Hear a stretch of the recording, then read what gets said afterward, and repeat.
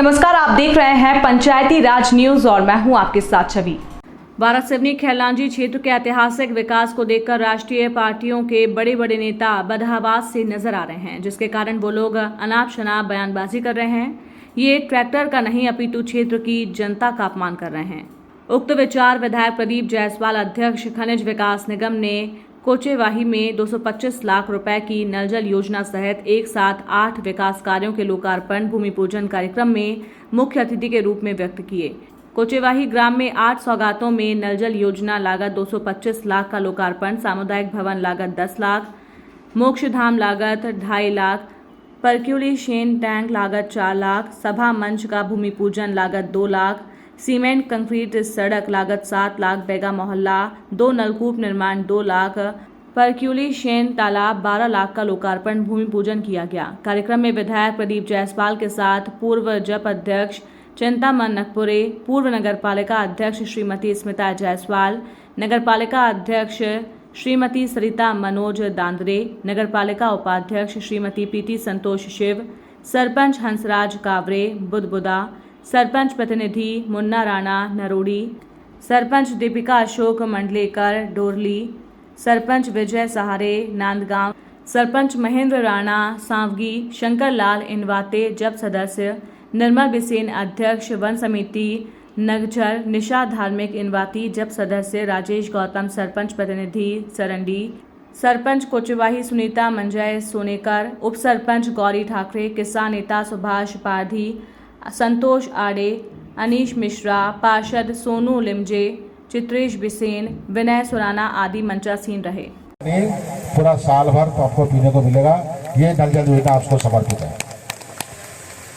सामुदायिक भवन, हमारी छोटी मोटी शादियां, गांव में शादियां होती है, महिला मंडल की मीटिंग है, हमारे घर में कोई कथा वाचन होने वाला है, कथा वाचक आते हैं, संगीतकार आते हैं, सबके रुकने की व्यवस्था की दिक्कत होती है।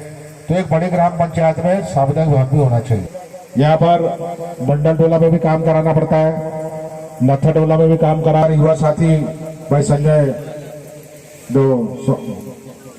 और हमारे गांव के जो सरपंच है श्रीमती सोनेकर जी, जिन्होंने बड़ा प्रयास किया और इनका नजरिया मेरे ही समान है कि हम सबको बराबर देखते हैं।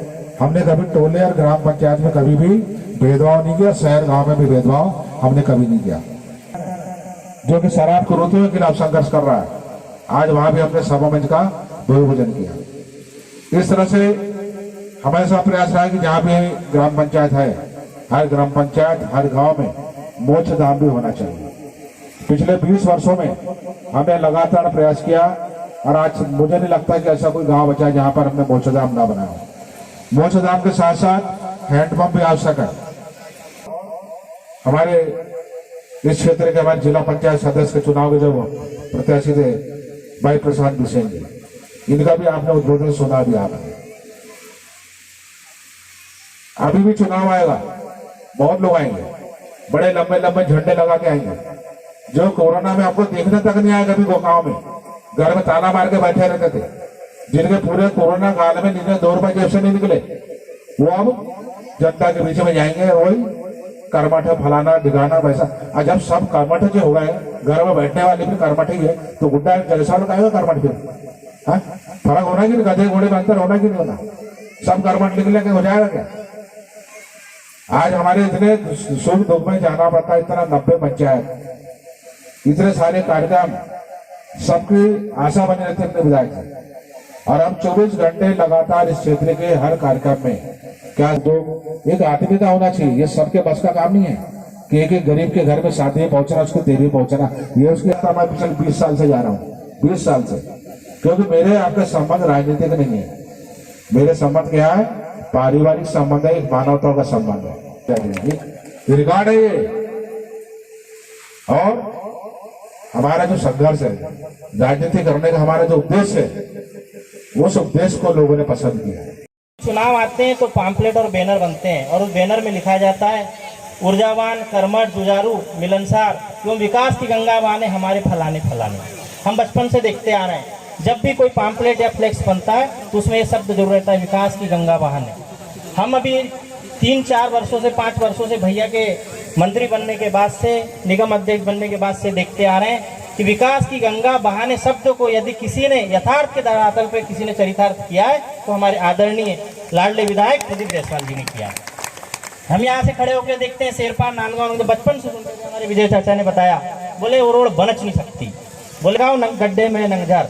आज आप और हम सब देख रहे हैं बहुत सुंदर लंबी रोड शेरपार से नंगझर बन रही है। हमें उसी कड़ी में एक रोड और देखते हैं, रमरमा पेंदी टोला हमारे भगवान भोलेनाथ के पास एक रोड जाती है, उसकी स्थिति भी अति जर्जर। भैया के प्रयास से और भैया के आशीर्वाद से वो भी रोड बन के कम्प्लीट हो गई। यहीं खड़े हैं कोचवाई से कटंगझरी होते हुए मार्ग, बहुत सुंदर प्यारा रोड बन के तैयार हो गया।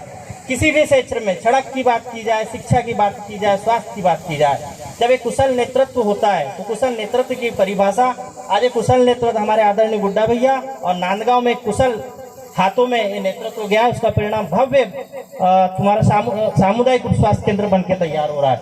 तो शिक्षा, स्वास्थ्य और सड़क के क्षेत्र में भैया ने जो प्रयास किया है निश्चित ही कह सकते हैं कि विकास की गाथा में एक नया आयाम लिखा है। बताऊं कि आप अपना आशीर्वाद और अपनी नज़र इस क्षेत्र में इसी तरीके से बना के रखें और जैसा कि हमारे विजय चाचा ने कहा और मंचासीन हमारे सभी आदरणीय, हम वचन देते हैं कि हम आपका सर कभी झुकने नहीं देंगे। इन्हीं शब्दों के साथ जिसका घर घर पानी पहुंचाने की गति में आज 2 करोड़ कुछ लाख रुपए की है, 2.5 लाख के मोक्षधाम एक रोड, 2 लाख का सभा मंच मनमानी दे दिए भैया ने। क्यों जी, कोचवाई थे क्या जी? हैं भैया आजू बाजू के हम रहते, मनमानी दे दी कोचवाई में। हाँ, मनमानी वोट भी तो है यहाँ पे दिए लोगों ने।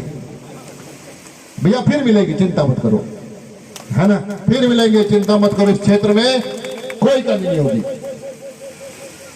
भैया। नए पुराने मत करना बस, क्योंकि मैं 5 साल नया पुराना सुनते छोड़ दिया जी, सबको छोड़ दिया मैंने।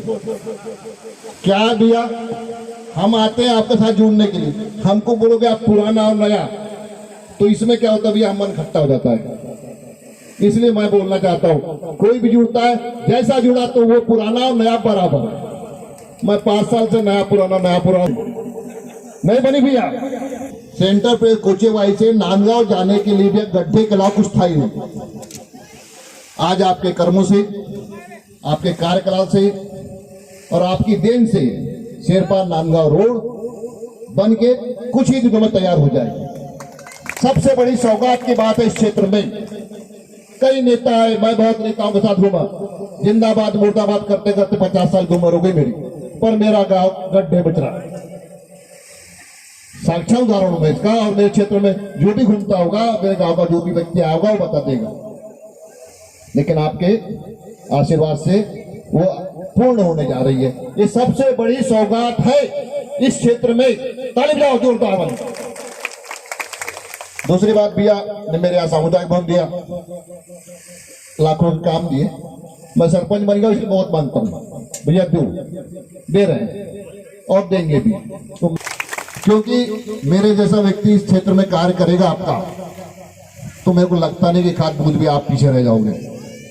ये मेरा दावा है और सब लोग मेरा सहयोग देंगे, तो मैं सबके साथ विकास के लिए, आपके सहयोग के लिए तट पर खड़ा रहूंगा। यही मेरे सब। यदि खबर अच्छी लगी हो तो हमारे चैनल को लाइक, सब्सक्राइब और शेयर करते रहिए। किसी भी प्रकार की खबर, भ्रष्टाचार, घटना की जानकारी देनी हो तो नीचे लिखे नंबरों पर